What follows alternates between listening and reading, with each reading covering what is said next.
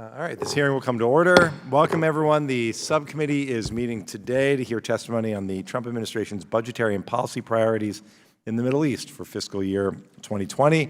We look forward to hearing from our witnesses about the FY20 budgets for the Department of State's Near Eastern Affairs Bureau, as well as USAID's Bureau for the Middle East. Thank the witnesses for appearing today.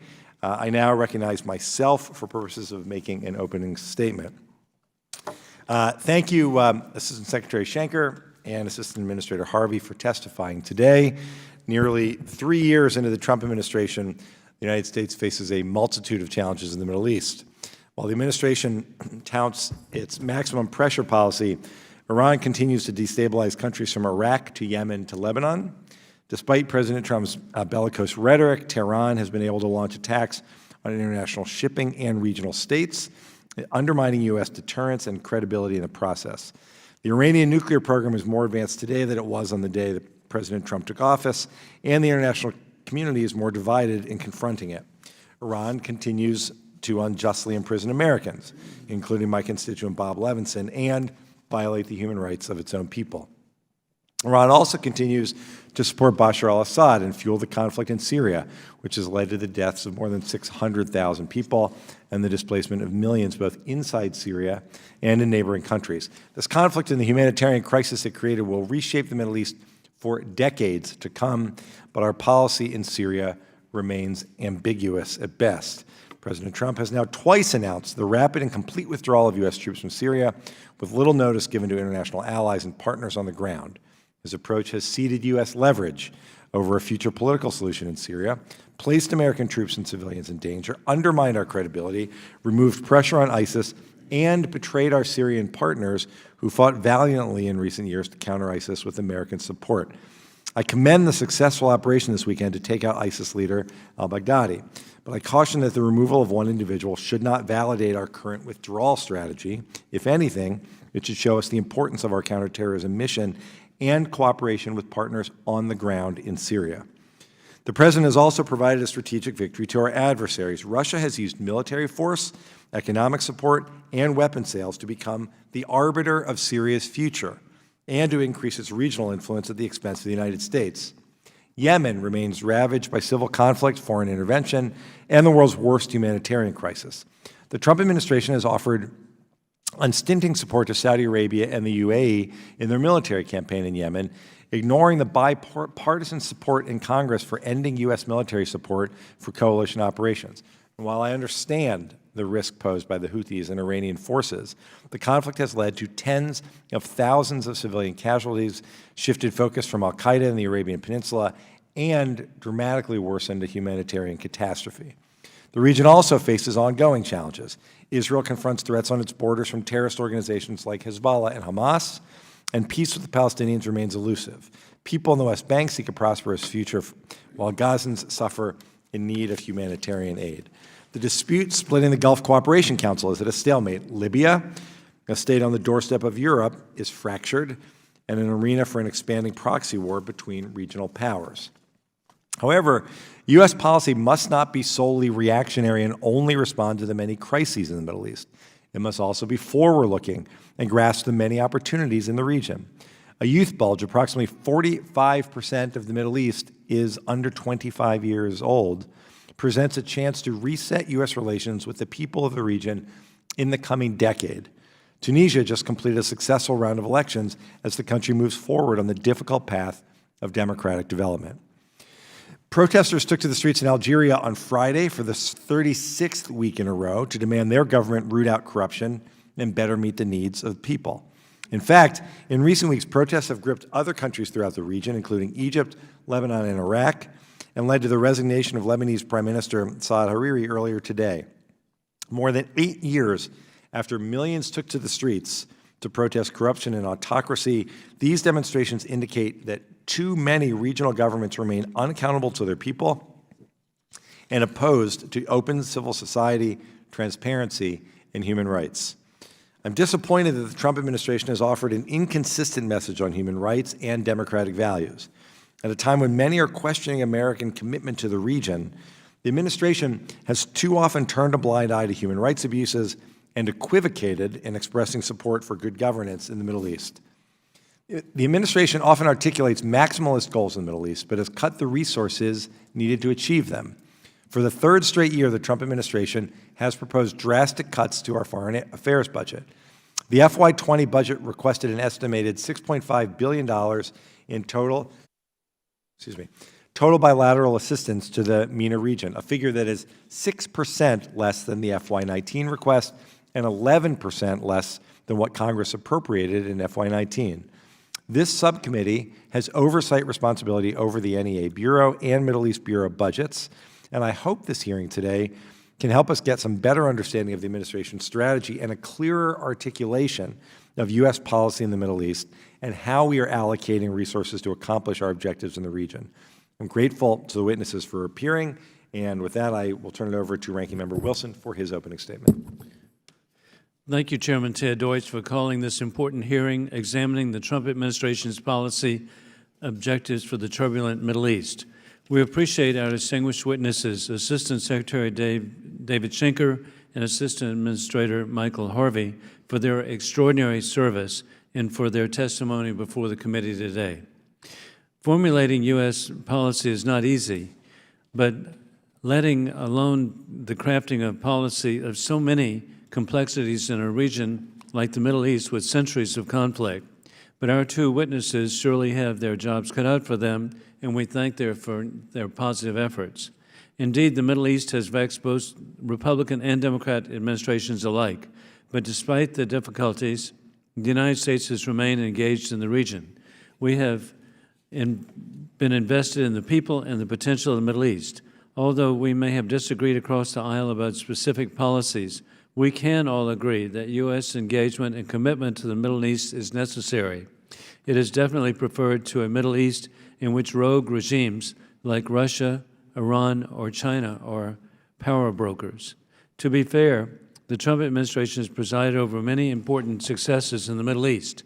Today's hearing comes just days after the U.S. Special Forces successfully conducted a raid in the northwest Syria, which led to the deserved death of the leader of ISIS, the murderous Abu Bakr al-Baghdadi.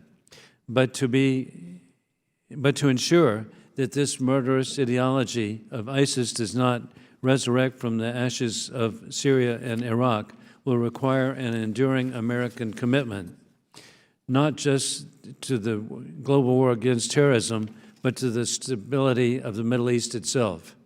I also commend this administration for spearheading the maximum pressure campaign against Iran. This is the right approach against the world's foremost state sponsor of terrorism. But I'm deeply concerned about the current approach is simply not enough. In the past year alone, Iran has cemented its stranglehold over Iraq and Lebanon and significantly increased the amount of territory it controls in Syria. It appears that there is only so much that can be accomplished through economic sanctions alone.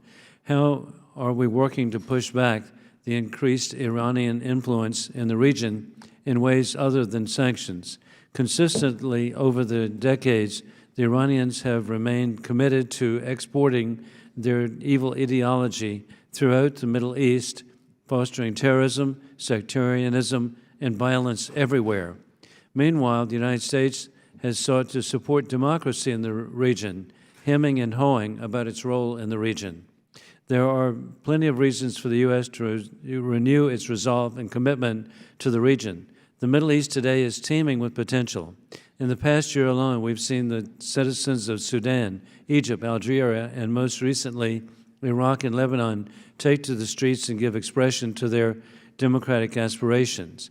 I'm even hopeful that the spark of liberty will one day ignite a democratic movement in Iran as well, which has such a historic background reflective of the Persian culture. Just last week, the world as we inspired as the runner-up in Tunisia's presidential elections met with the country's newly elected president, a sign of strengthened faith in Tunisia's democratic institutions. I was fortunate to travel to Tunisia last month with the Helsinki Commission, and I was inspired to see this fledgling democracy in action. The U.S. must not concede influence to those who counter the spirit of democracy and freedom in the Middle East. There is simply no substitute for U.S. leadership in the region. I look forward to hearing from the distinguished witnesses today, and I yield back my time. Thank you, Ranking Member Wilson. It's now my pleasure to introduce the witnesses. And before I do, without objection, all members may have 5 days to submit statements, questions, and extraneous materials for the record, subject to the length limitation in the rules.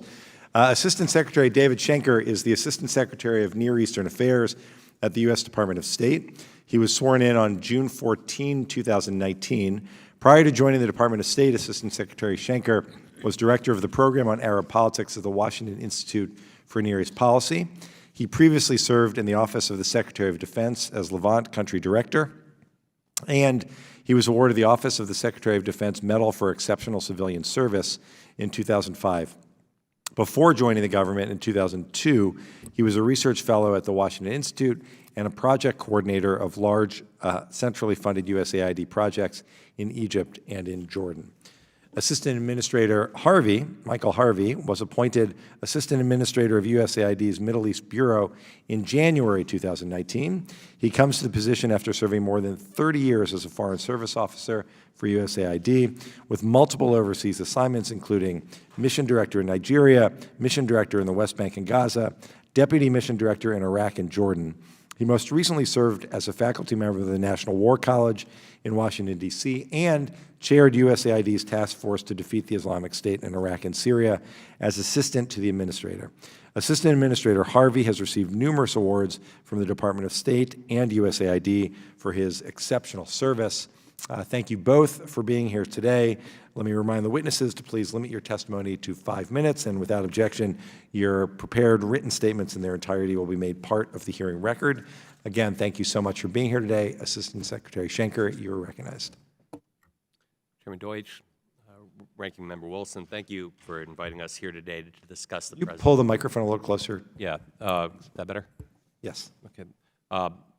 Thank you for inviting us here to discuss the President's FY 2020 budget requests. Stability is the administration's imperative in the Middle East and North Africa to protect the American people and our interests abroad. That core objective, which benefits U.S. interests as well as the region's, drives our diplomatic and foreign assistance.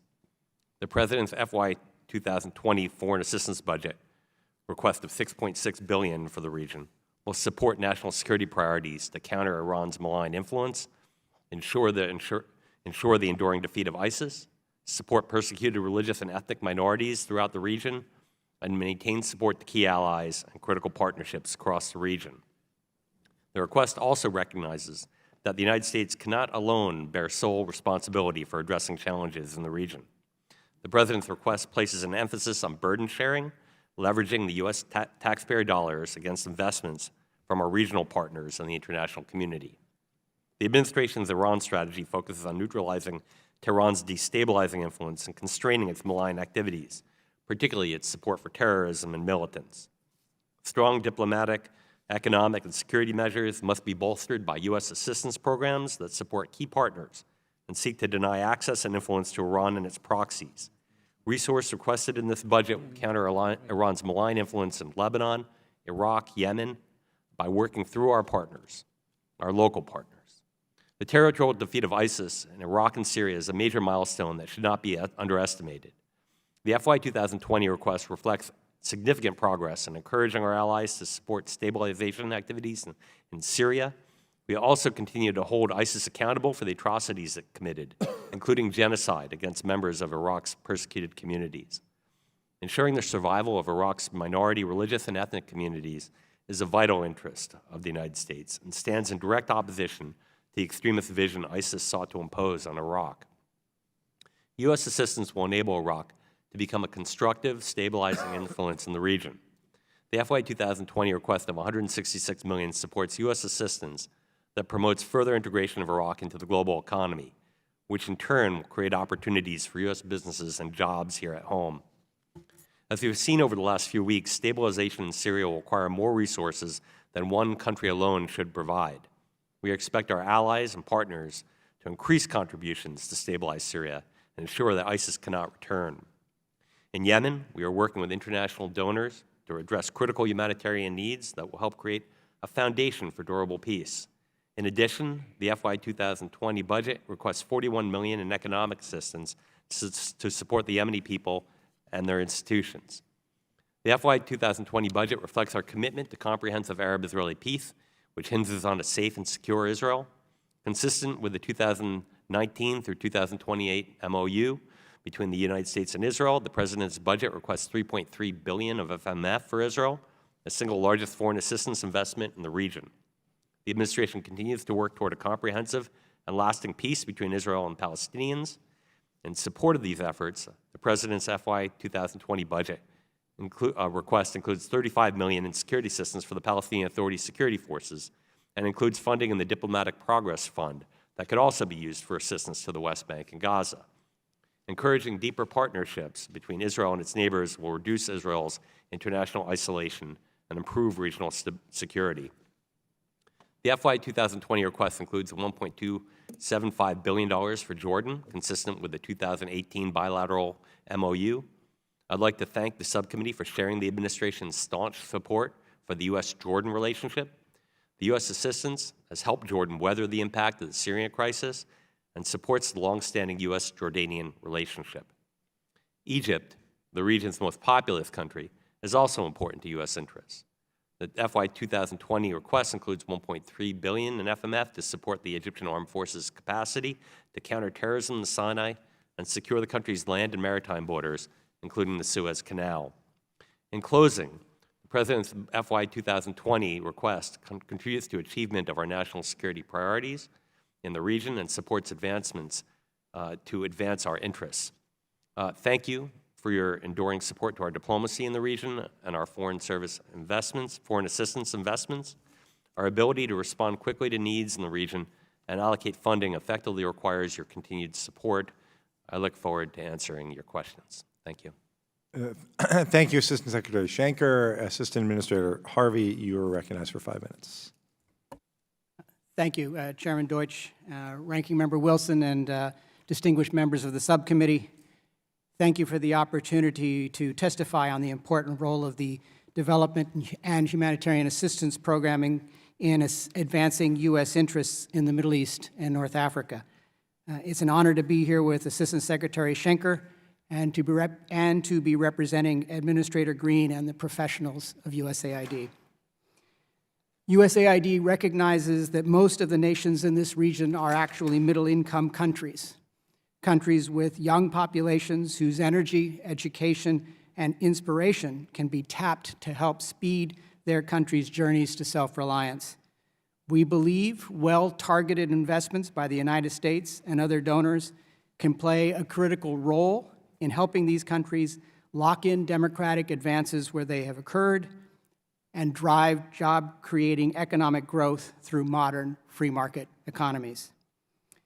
In line with administration policies, USAID focuses its programming to support our friends and allies and steadily work toward graduating countries from foreign assistance.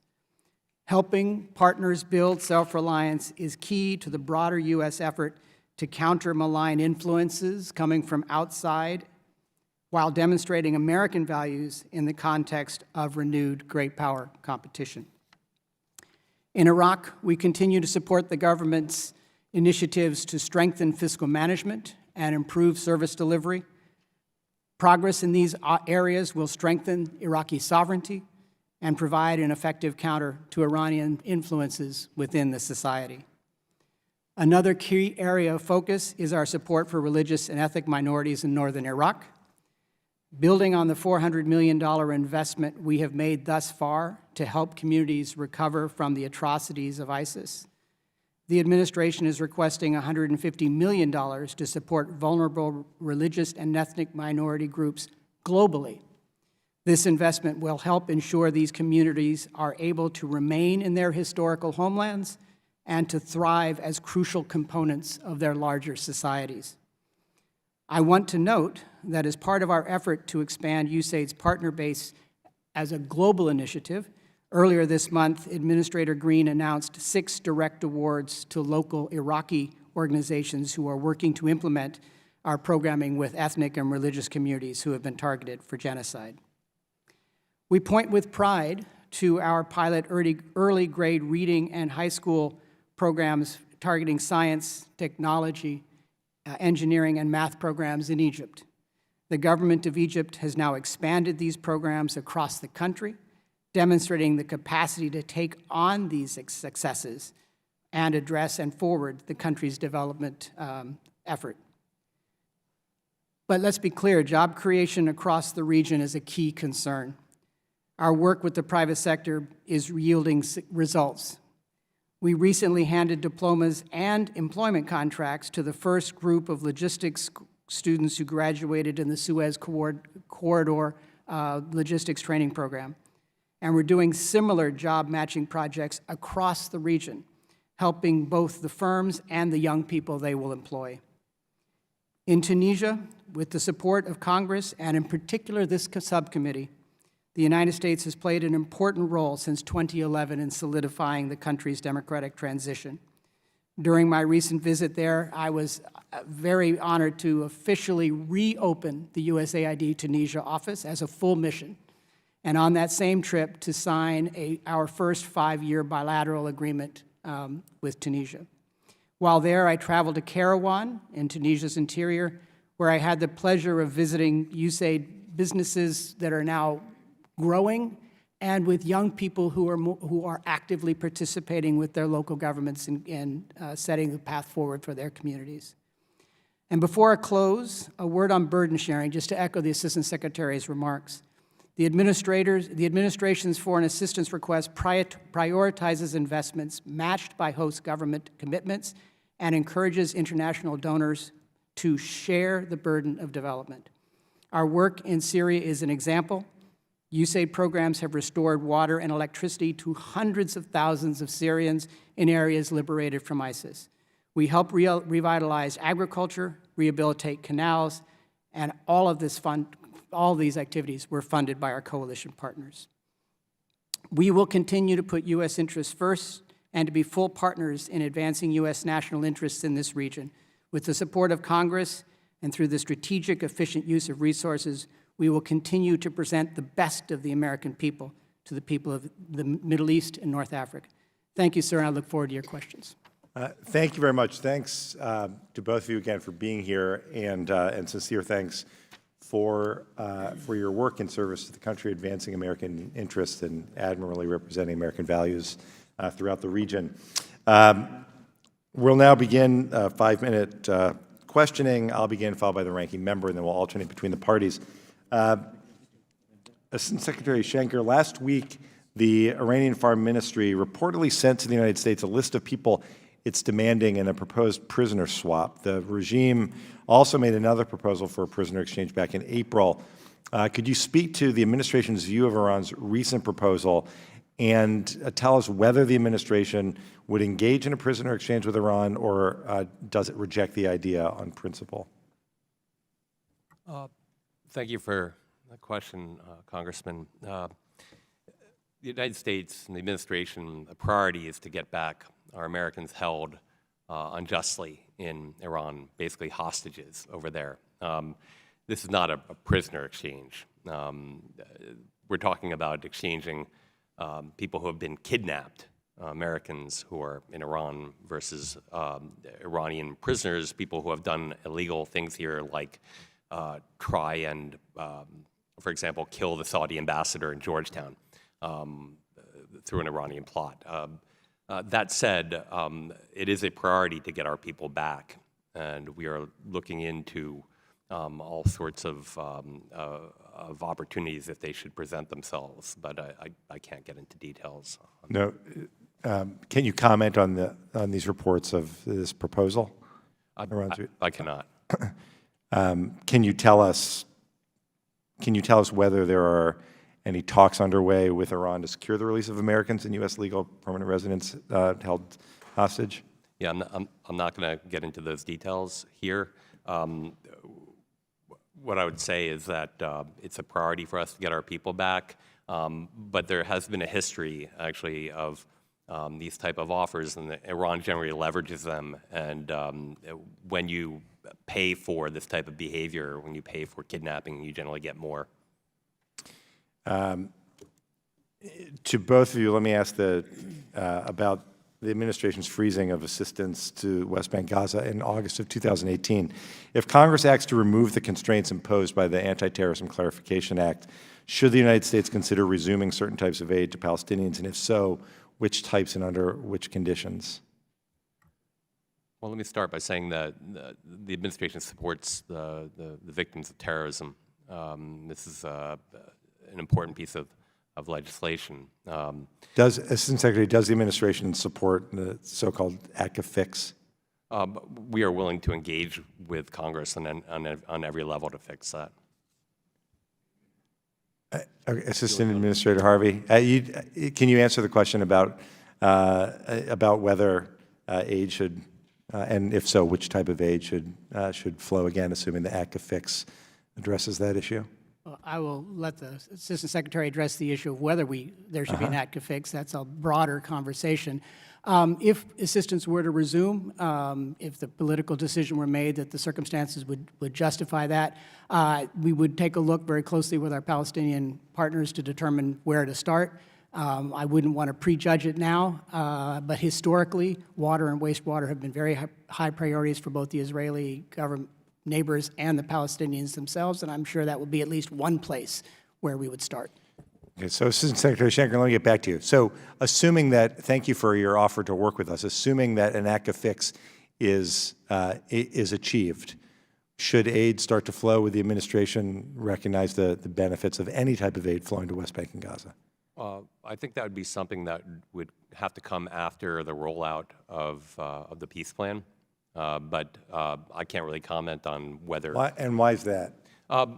Well, I think that there is this enormous aid package that awaits the Palestinians that underpins this the peace proposal. So let's talk about that. Do you have what? Can you tell us what role your desk has played, or you personally have played, in helping to draft this peace process? None. But you're aware of what's in it? No. I've seen public statements from Special Advisor Kushner about this that talk about raising money to underwrite that. Okay, then let me just focus on the one issue of U.S. security assistance. Help me understand why we should wait for a peace proposal that may come soon or may never come at all to resume the funding of the security coordinator that helps to protect Palestinians and Israelis. Yeah, no, that's a great question. We would love to spend that right now. We have allocated $35 million. We have the security coordinator out there. We have it fully staffed. We are underwriting that. We would like to spend this $35 million to do the train and equip. We're just being held back by the ACTA. And finally, that's good to go. That $35 million. And any other projects? Are there any other projects, since my understanding, Assistant Administrator Harvey, is operations have essentially wound down in West Bank and Gaza as a result of both the combination of ATCA and the administration's decision to withhold all funds. So can you prioritize where funds would be spent? I don't have a list right now, but I can get back to you on that. I would think, by the way, I would think that wastewater management would be, as Mike Harvey said, would be a leading factor, public health. I appreciate that, Mr. Wilson. You're recognized. Thank you, Mr. Chairman. Again, thank both of you for being here. Thank you for your service. And both of you, I know, make a difference on behalf of freedom and democracy in the world. Assistant Secretary Shanker, what is the Near Eastern Affairs Bureau of the State Department doing to counter Iranian influence in the region? Well, first of all, we're implementing crushing sanctions on the Iranians. This has resulted in denied some $50 billion in oil revenue, and is likely going to result in a constriction of their economy by double digits by the end of 2019. This economic pressure provides them with less money with which to fund their regional proxies, terrorist organizations like Hezbollah, which are facing increased pressure because of the lack of funds available to them. That's on one side. We are working with our partners to multilaterally constrain Iran's malign behavior. This is building coalitions in the region, whether through the International Maritime Security Construct, also known as Operation Sentinel, and also calling out Iran by name, something the E3 did to hold Iran responsible for what it did in Aramco a few weeks back. That's sort of unprecedented. Likewise, we are exposing the Iranian regime's brutality and governance problems. We are working through local partners. We are strengthening and financially backing the Lebanese armed forces, which someday could serve as a counterbalance to some of Iran's pernicious activities in Lebanon. We are pressing our Saudi allies, and actually with some prospect of success, to get a peace agreement in Yemen, which would roll back the pernicious Houthi influence. Well, we appreciate each of your initiatives. And can either of you here today guarantee to the subcommittee that no U.S. taxpayers' funds are sent to the Iraqi government, which, including the Iraqi Federal Police, which could be dispersed to the Iranian-backed militias operating in the country? I believe that's the case. We're not providing any FMF to Iraq this year, but I'll have to check on the other funds. I believe that they're not funding the Hashtag directly. Thank you. And then, Assistant Secretary, what is your assessment of the relationship between the UN operations within Syria and the Assad regime in Damascus? Would you say the Assad regime benefits from U.S. programming in Syria? Well, if I can punt to Mike Harvey on that, my understanding is no, that it does not benefit the Assad regime. Congressman, you're raising a very, very serious issue that concerns us greatly. As you know, the one activity that we do have in Assad-controlled areas is our humanitarian assistance program that is implemented almost exclusively through UN agencies, with a few exceptions. And the issue of keeping control over resources and ensuring the integrity of that program is a constant challenge. But it's something we work very closely with our UN partners on. We watch very closely. And please do keep the attention on it, as we will as well. And I'm grateful that we have bipartisan legislation on this point. And I know it's not covered very often, but actually people of both parties can work together substantially, particularly in the Middle East. And then, Secretary Schenker, are there any U.S. citizens currently held or detained by the Saudi government, and what efforts is the administration making for their release? Thank you. This is an issue of concern. There is Walid Fatahi, who is a dual national, who's being held by the Saudis. We have been engaging with the Saudi government continuously about the case of Mr. Fatahi. He had been held for some 2 years without charge, and recently he was charged and released, and they are going through a trial. We view that as a positive development, and hopefully that trial will be over soon, and Mr. Fatahi will be exonerated and be able to come home. And thank you for following through on that, and I yield back my time. Thank you, Mr. Wilson. Mr. Allred, you're recognized. Thank you, Mr. Chairman. I want to thank our witnesses for your service to our country. I am trying, though, to discern this administration's policy in the Middle East. On this subcommittee, we have heard testimony that has been widely ranging and I think been conflicting as well. The president says he wants to support Israel, but I think he has taken many steps that have empowered Iran. The president said that he wants to destroy ISIS, but we have handed them a lifeline in Syria with our actions. And Mr. Schenker, you've talked about how this budget is intended to stabilize the region, while you're also calling for large cuts to that budget. And so I'm trying to understand what our policy is in the Middle East. And I want to begin with these cuts to foreign aid and to the priorities that you have laid out, that many of them I agree with, and the justification has been to increase, quote, burden sharing across international partners. Do you believe that this is actually going to lead to our allies contributing more, or are we just giving Russia, Iran, and China a bigger opening to increase their influence in the region? Thank you, Congressman. No, I believe that actually our partners have stepped up. I think the best example of that would be Syria, where the President and the administration zeroed out the budget last year of $300 million for humanitarian assistance.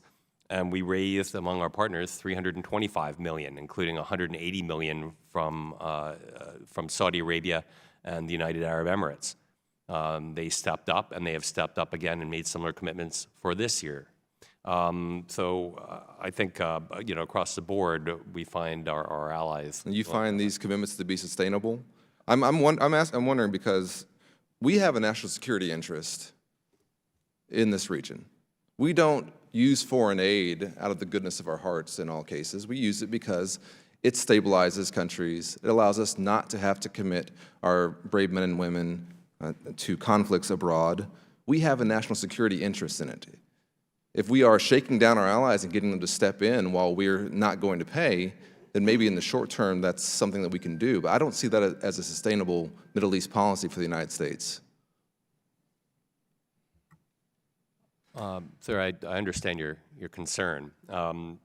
So far, we have been successful in raising funds from our allies.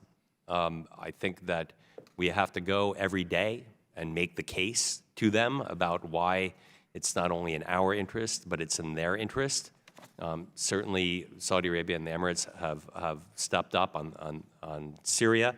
But across the board, if they see things and share in many ways the same threat perception in the region, and are willing to back our efforts. Yeah. Let's talk about Syria, and let's talk about how this Turkish incursion impacts this budget request.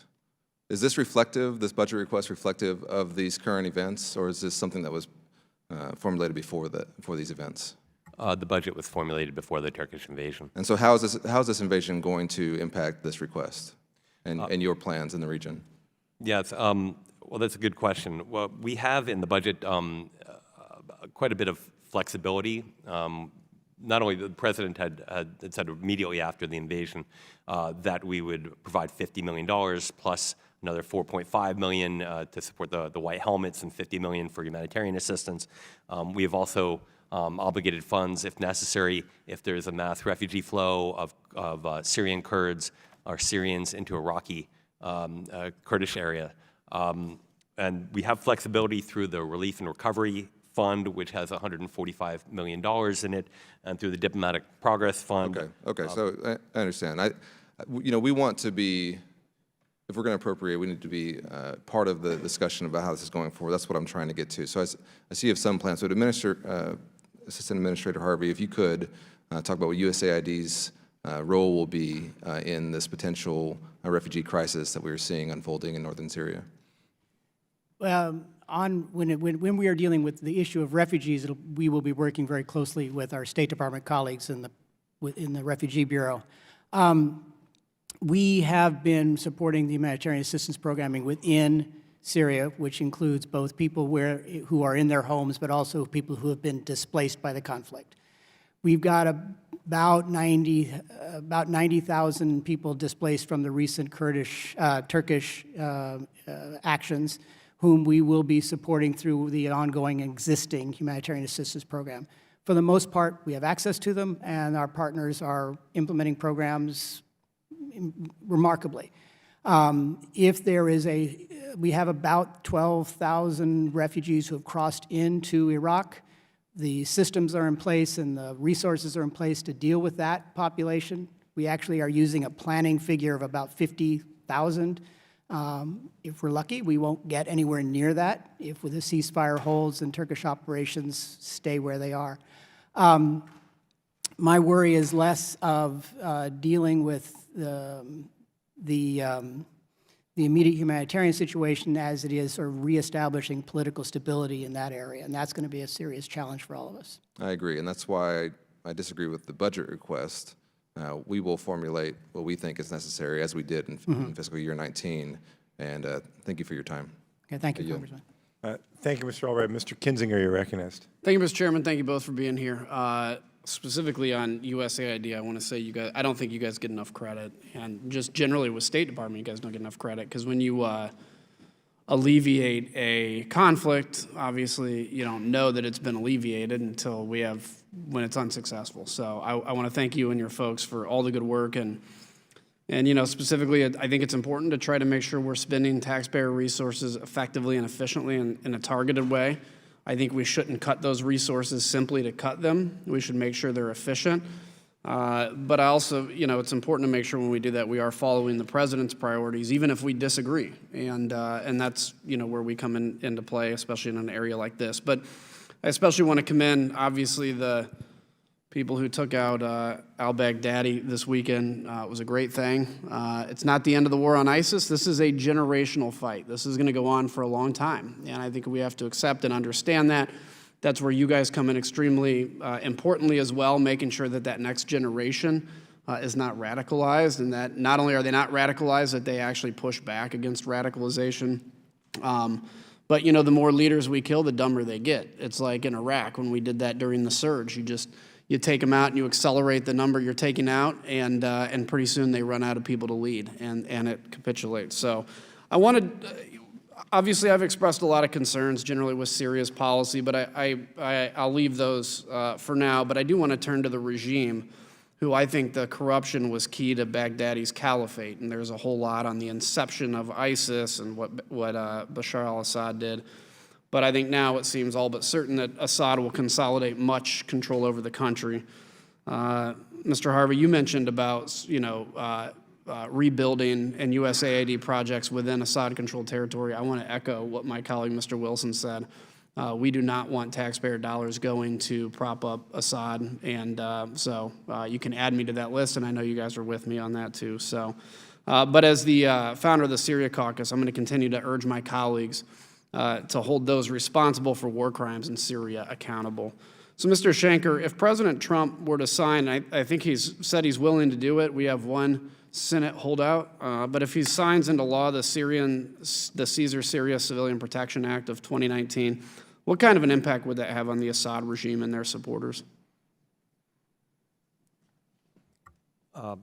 Thank you, and I share with you the pleasure at the killing of Baghdadi.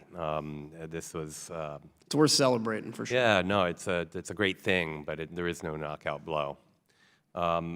Listen, I think that it's important that we recognize what Assad has done. We are spending money and funding projects to document the mass atrocities. We are working on record keeping and underwriting some of that. This is a regime that is beyond the pale, and we are focused narrowly on focus narrowly on three things in Syria: preventing the resurgence of ISIS. We are working on preventing Iranian influence in the country and rolling that back, and also a political future through the implementation of 2254. And this is the issue about Caesar.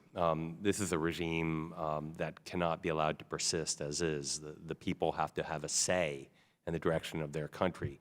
Refugees were not ancillary to this conflict. Assad ethnically cleansed his country of Sunni Muslims. He wanted to get rid of them. So the Caesar Act, I think, is very important in that regard and holding to account. And I think another point on that is, look, it's going to be out of those refugee camps that Assad created where you get radicalization, because people are hopeless, uneducated in many cases, and it's easy to blame whoever. And that's where you find radicalization. So countering that's going to be important. And can you also address, with Putin obviously standing up the Assad regime, how are you guys working to counter their malign influence in the region? the Iranians are playing, I'm sorry, the Syrians are, the Russians are playing a pernicious role across the region. It's not just in Syria, it's in Libya and elsewhere. We're working on a number of strategies. We're trying to contain them by working with our allies. We're certainly hammering our allies with warnings about CAATSA sanctions and others. But also letting them know, I think having a frank dialogue about what Russia does when they're on the ground. Yeah, and I think, and I'm out of time, and I appreciate your service, but I think it's important to, it's a lesson when they, basically showed up in Syria in 2012 or 2013. It's a lesson because we see them in Venezuela and we'll see them elsewhere. Stop them early, prevent them from coming in. Thank you both for your service. Mr. Chairman, I yield back. Thank you, Mr. Kinzinger. Mr. Malinowski, you're recognized. Thank you. Thank you, Mr. Chairman.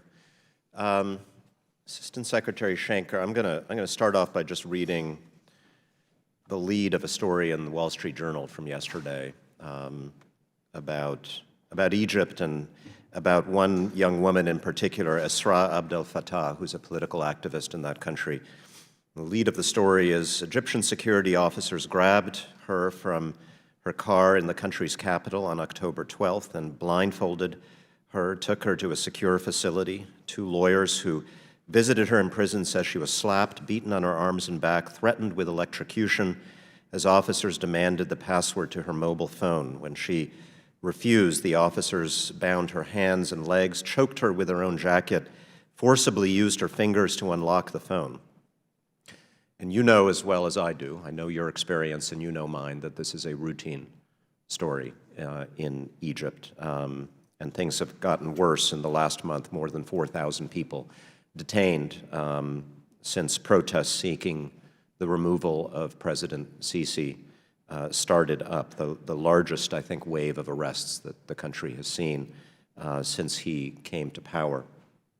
And I don't think I need to ask you if this is wrong, because I'm sure you agree that it is. But I will ask this, since our policy towards Egypt is based, or allegedly based, on advancing our security interests, does this kind of repression, which is escalating now, help or hurt legitimate efforts to fight extremism and terrorism in the country? Thank you, Congressman. I'm familiar with that story. I know Esra. I've met her several times. I think it's outrageous. You should know that I had the Egyptian ambassador in my office last week to talk about Esra. This matters greatly to the administration. Egypt has a long way to go on human rights. You heard the administration made a statement in September talking about the rights of Egyptians to demonstrate peacefully and the obligation of the Egyptian authorities to protect demonstrators. This is something that is very important to the administration. We talk about it. Well, thank you, and I'm glad that you did that. But I guess I'm asking a more fundamental question, because I remember sitting in your chair a few years ago saying something along the lines of Egypt has a long way to go, and it seems to have an even longer way to go today. And yet here we have the same security relationship that we used to have. Any progress in Sinai over the last several years? And once again, the question I would ask you, do their tactics help or hurt in the fight against what we say is our shared enemy? Actually, on Sinai, they have made some progress. I think it's incremental. They have received training that is more narrowly tailored to that type of counterterrorism mission. But more importantly, they have recognized, and I think through our council, that counterterrorism requires more than just a military component. And I'll actually let my colleague Mike Harvey talk about what we're doing and what the Egyptians are doing in this Sinai in that regard. Well, actually, hold on. I don't have that much time, so because I have a different question I wanted to ask Mr. Harvey. But look, I would just say the fundamental problem here is that even as the president pulls back from Syria, claims that it's just a bunch of sand and we need to get out of the Middle East and we can't do these things forever, when the people we were helping, both Kurdish and Arab, are actually fighting and dying with us to fight terrorism, many of whom absolutely share our values, incredibly brave civil society activists who we are no longer supporting because we have pulled back so much of our programming there, and yet we continue to spend $1.3 billion of the taxpayers' money helping the Egyptian military put on military parades with their tanks. And that doesn't sit well with me. I have a very quick question with very little time left for you, Mr. Harvey, and it's about Yemen. When was the last time we, USAID or through the UN, provided a no-strike list to the Saudi military in terms of humanitarian locations, targets that we asked them not to hit in Yemen? Congressman, I actually can't answer that question. I don't know, but I do know that it's a constant point of discussion between our two governments. Okay. So, but we have provided them with no strike lists. We certainly have, Okay. both through AID and through our DoD colleagues. Okay. I think that's a very important thing to confirm on the record because we have, not just broad concerns about human rights and targeting that we've shared with the Saudis that they haven't always listened to, but specific locations and coordinates that they have hit that we have specifically given them as locations not to hit. I think that elevates this to the highest possible level of concern. Thank you. I yield back. Thank you, Mr. Malinowski. Mr. Shabbat, you're recognized. Thank you very much, Mr. Chairman. And I want to apologize for not being here to hear the testimony. I had an honor flight down the World War II Memorial, and that's obviously a priority. And we see those great American heroes. It used to be mostly World War II veterans like my father, who would be 100 if he were still alive next month. But now it's Korean War veterans and Vietnam War veterans and on and on. But it's one of those things, so I apologize for not being here a little earlier. And if I repeat some of the questions that perhaps were already answered, I apologize for that too. But I certainly appreciate the tougher line that this administration has taken against Iran for the most part, which under the free hand given by the JCPOA greatly expanded its influence in the region. I'd like to focus on Iran's so-called land bridge to the Mediterranean. A critical goal of this corridor is for Iran to be able to threaten and potentially ultimately attack one of our most significant allies in the world, and that's Israel.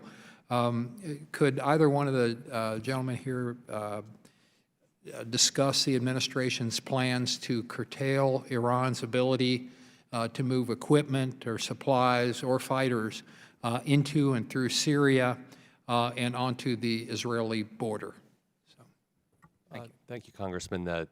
The land bridge is an issue of enormous concern to the administration.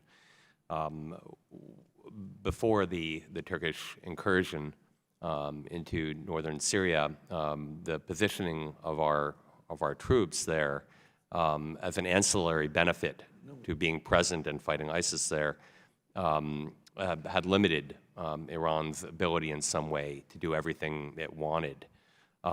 We still have residual presence there that as long as we're able to provide security and stability and work with our SDF partners in these areas, which we continue to do, that may limit Iran's ability somewhat. But this is a priority, and if we curtail our presence, then it would become more difficult to do so. As you know, the Israelis appear to be that they have hit Iranian targets in Syria for some time. Attempted weapons transfers to Lebanon. This is something that's not a secret. So that in some ways is also curtailing the efforts to establish this land bridge full time. Thank you. Did you want to add anything? Not specifically, Congressman, because we're a few steps to the side of that broader debate, but much of what USAID sort of premises its development activities in this region on is that enabling these countries to stand on their own as fully sovereign countries that control their destiny, it better enables them to push back from the nefarious intent of both Iran, Russia, and others. Yeah, if I might add, I mean, in some ways, the weak link there has been Iraq, right, more than Syria. As you know, Iran is storing ballistic missiles in Iraq. Iraq is not able to exert its sovereignty and push back. This is a real problem and will remain a problem for some time until Iraq can exert sovereignty. Thank you very much. And I'm sure that my next question has probably been mentioned and discussed prior to my being here. Obviously, the taking out al-Baghdadi was a huge victory. Just a horrific, horrible individual, the head of probably the most despicable organization that we've seen in a long time. So I want to commend the President and all those that worked with him in accomplishing this, and obviously principally our men and women in uniform who, took the action to end this horrible person's time on this earth. Could you discuss the administration's plans moving forward to ensure that ISIS does not reestablish itself under, a new caliphate under, especially in Syria, under a new leader?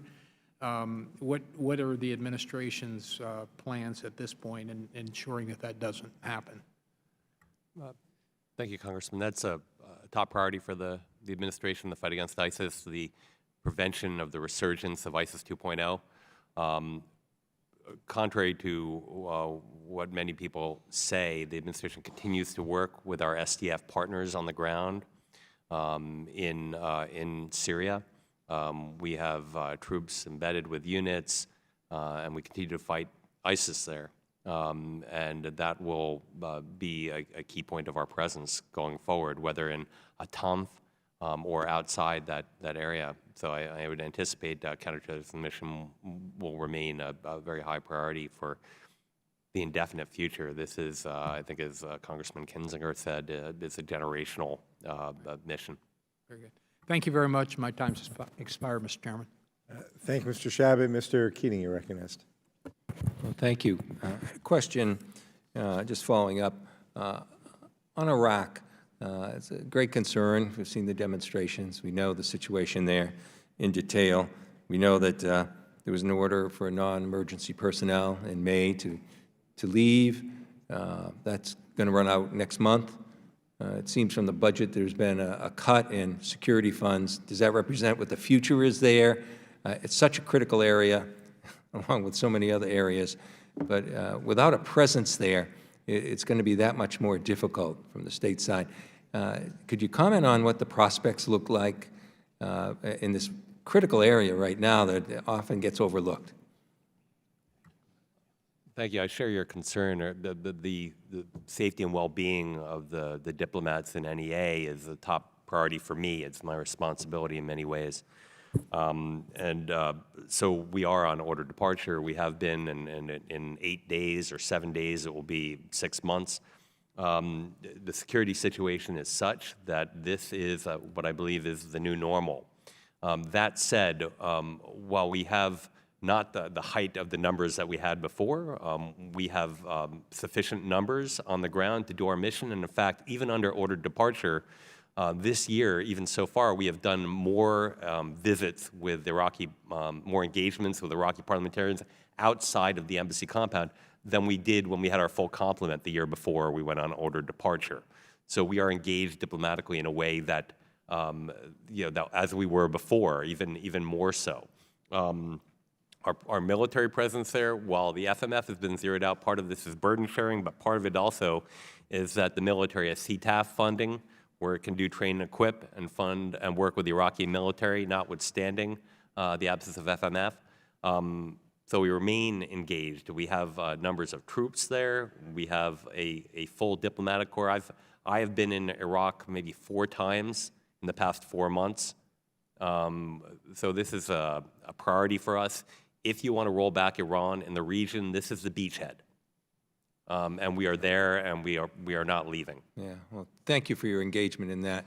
Just briefly, there's been 14 million Yemenis on the verge of starvation. 85,000 have died of famine.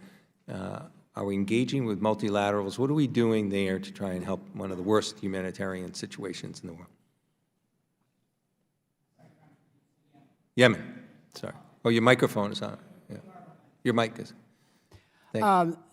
Yemen is a remarkable challenge for all of us. It is one of the largest humanitarian assistance programs anywhere. It is an extremely difficult place to do work. The de facto authorities in the north, the Houthis, make it very difficult.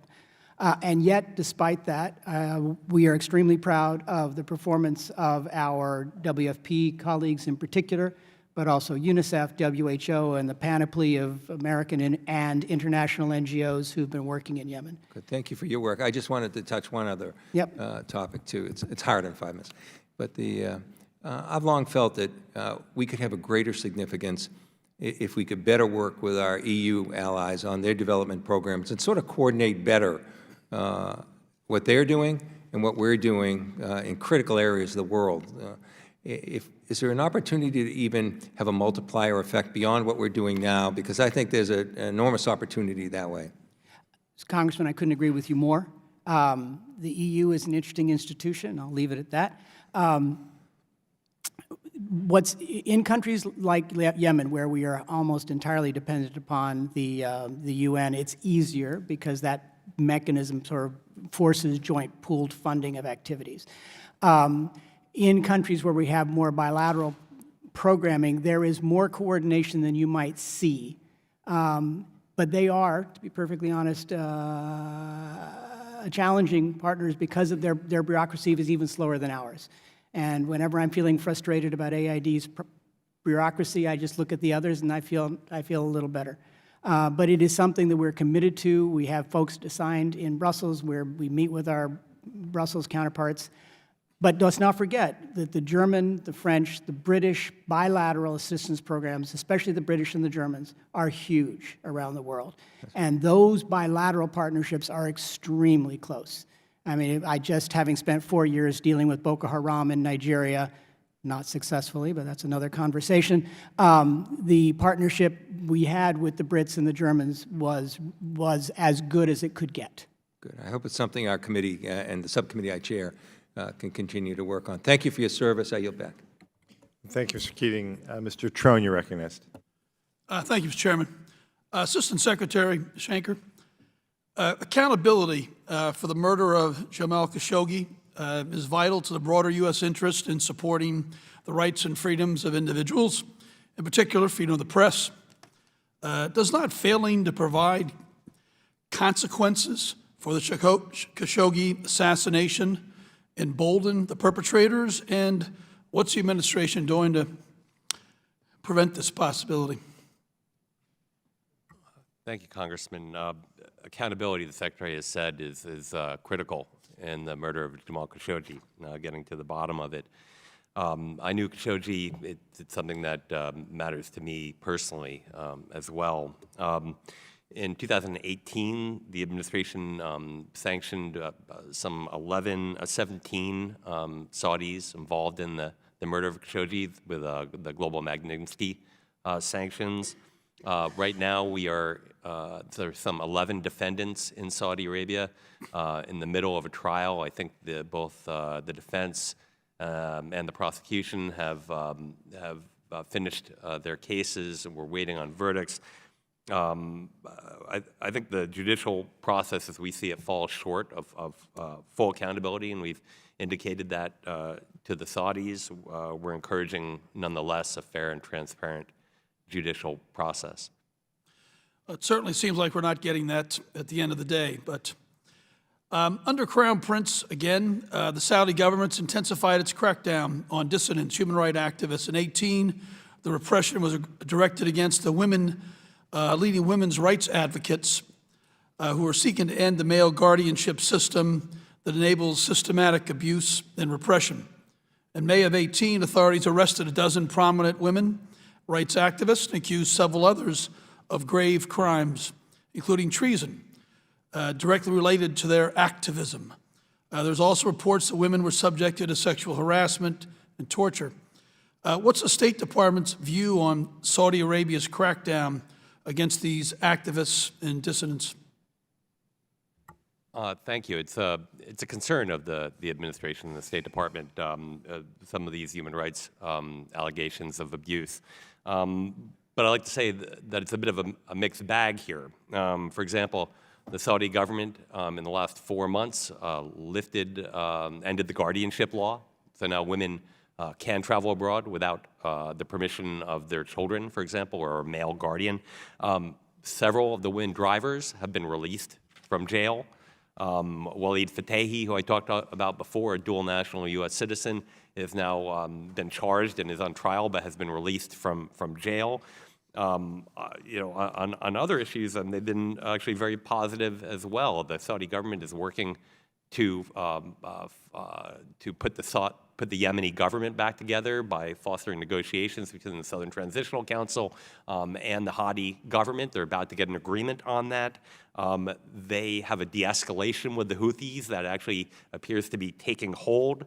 At our encouragement, they gave last month $500 million to humanitarian assistance in Yemen.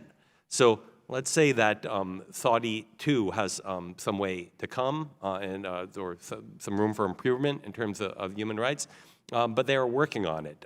They are putting together a committee on trafficking in human persons to look into this more closely, so they don't have some sort of bad rating next year from the assessment from the U.S. government next year. I actually think they are making an effort, and in some places succeeding. So it's an effort, but it looks like there's lots of room to go. We still have dissidents in jail. We still have lots of conversation about torture and abuse that they're suffering. We still have a crown prince that has not been held accountable. So yeah, progress, great, but we're not where we need to be, and I think we need to continue to pressure and push for where we should be. We all know morally where we should be. Well, thank you. This is a topic of ongoing discussion between us and the Saudis, but I think that while we should continue pushing where credit is due, I think we should give them credit. No, quickly to Tunisia. The elections just happened in Tunisia. We like to see a move in a good direction, but we've cut foreign aid from 86 million roughly in half. Do you have concerns about the message that sends? Thank you. We think that the number is right on Tunisia in two parts. By the way, we too think that the elections were a dramatic success and see this as really a positive development. I was just in Tunisia last month, right before the elections. I met with the Independent Electoral Commission. It's something that is a source of, I think, should be a source of pride for them and certainly for the region. It's unusual. We think the number is the right figure.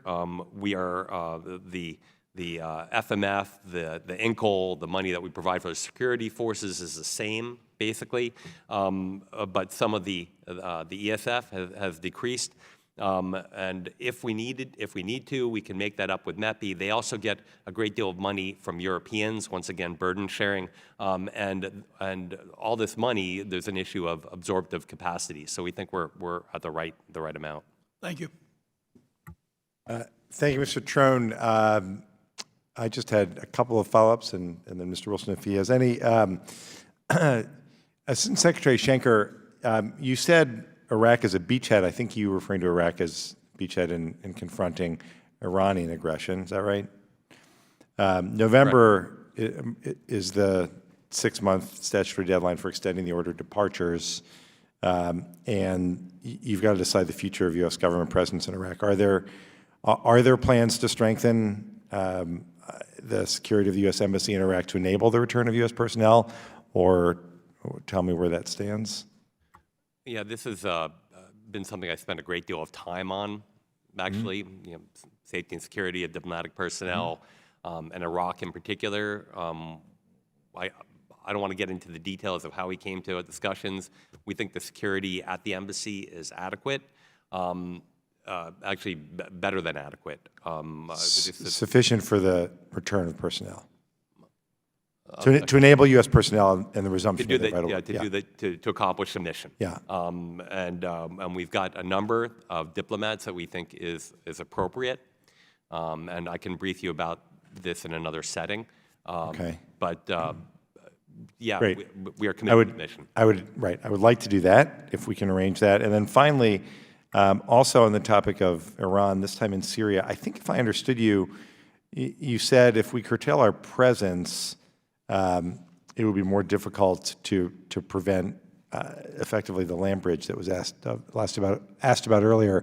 Did I understand you correctly? And when you say if we curtail our presence the way we're doing, if we curtail our presence beyond what we're doing, what were you referring to? Referring to basically beyond what we're doing. But as Ambassador Jeffrey said during, I believe during his testimony to you, our presence is a stabilizing force, and to the degree that we are present, it sets better conditions for the right things to happen in Syria.